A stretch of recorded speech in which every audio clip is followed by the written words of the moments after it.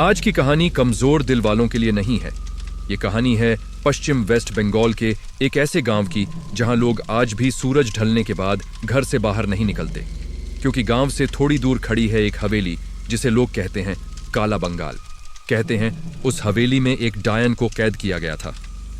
लेकिन असली डर इस बात का नहीं है। डर इस बात का है कि वो डायन अब कैद नहीं है। 200 साल पहले उस हवेली का मालिक था एक जालिम जमींदार जिसे अपनी ताकत और दौलत पर बहुत घमंड था। उसे अमर होना था, उसे असीम शक्ति चाहिए थी, और इसी लालच में उसने बुलाया एक तांत्रिक। तांत्रिक ने कहा, अगर शक्ति चाहिए तो किसी असाधारण आत्मा को बांधना होगा। उसी समय गांव में रहती थी एक रहस्यमयी औरत जिसका नाम था मृणालिनी। लोग कहते थे वो जंगल में रहती थी, जड़ी बूटियां जानती थी और उसकी आंखों में अजीब चमक थी। जब जमींदार की पत्नी अचानक मर गई तो इल्जाम मृणालिनी पर लगा। गांव वालों ने उसे पकड़ लिया। वो चिल्लाती रही कि उसने कुछ नहीं किया, लेकिन किसी ने उसकी बात नहीं सुनी। तांत्रिक ने हवेली के तहखाने में मंत्रों का घेरा बनाया। राख से एक बड़ा चक्र बनाया गया, बीच में रखा गया लोहे का पिंजरा और मृणालिनी को उसमें बंद कर दिया गया। उस रात हवेली की दीवारें कांप रही थीं। उसकी चीखें जंगल तक सुनाई दे रही थीं और आखिरी बार उसने कहा, मैं वापस आऊंगी। फिर कुछ महीनों बाद जमींदार की लाश उसी तहखाने में मिली। चेहरे पर डर, आंखें खुली हुई और शरीर सूखा हुआ। उसके बाद हवेली वीरान हो गई।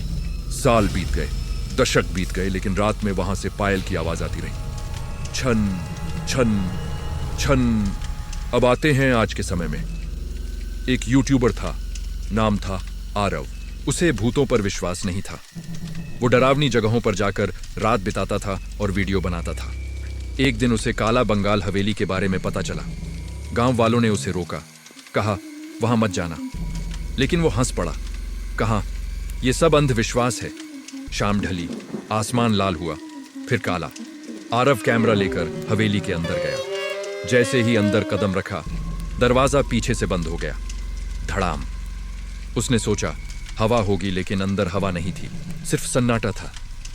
दीवारों पर अजीब खरोंचें थीं, जैसे किसी ने नाखूनों से पत्थर चीरा हो। अचानक ऊपर से पायल की आवाज आई, छन छन।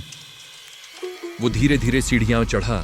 हर कदम के साथ ठंड बढ़ती जा रही थी। ऊपर कोई नहीं था, लेकिन आवाज अब नीचे से आ रही थी। वो तहखाने की तरफ बढ़ा। तहखाने का दरवाजा आधा खुला था। अंदर घुप अंधेरा। बीच में वही पुराना लोहे का पिंजरा और उसमें झुकी हुई एक औरत, लंबे बाल, सफेद साड़ी, अजीब सन्नाटा। आरव ने पूछा, कौन हो तुम? धीरे धीरे उसने सिर उठाया। उसकी आंखें पूरी काली थीं। वो बोली, मुझे मुक्त कर दो। उसकी आवाज फुसफुसाहट जैसी थी, लेकिन पूरे कमरे में गूंज रही थी। आरव ने सोचा ये कोई प्रैंक है। उसने पिंजरे का ताला छुआ। जैसे ही ताला छुआ, मंत्रों का चक्र चमक उठा। जमीन कांपी। औरत हंसने लगी। इतने सालों बाद कोई आया है। ताला अपने आप टूट गया। पिंजरा खुल गया। ठंडी हवा का झोंका उठा। टॉर्च बुझ गई। कैमरा गिर गया। औरत हवा में तैर रही थी।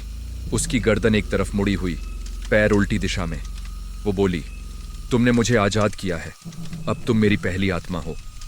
आरव भागने लगा, लेकिन हर दरवाजा बंद था। हर कमरे में वही औरत दिख रही थी, कभी छत पर, कभी दीवार पर, कभी उसके ठीक पीछे। उसकी चीख हवेली में गूंज गई और फिर सब शांत। अगली सुबह गांव वालों को हवेली के बाहर सिर्फ उसका कैमरा मिला। वीडियो वायरल हो गया, लेकिन असली डर तब शुरू हुआ जब गांव में लोग गायब होने लगे। बच्चे रात में रोने लगे, कहते खिड़की पर काली औरत खड़ी है। अब उस हवेली में सिर्फ एक डायन नहीं, कई परछाइयां हैं। कहते हैं जो भी वहां गलती से रुक जाता है वो लौट कर नहीं आता और हवेली की दीवार पर एक नई खरोंच जुड़ जाती है।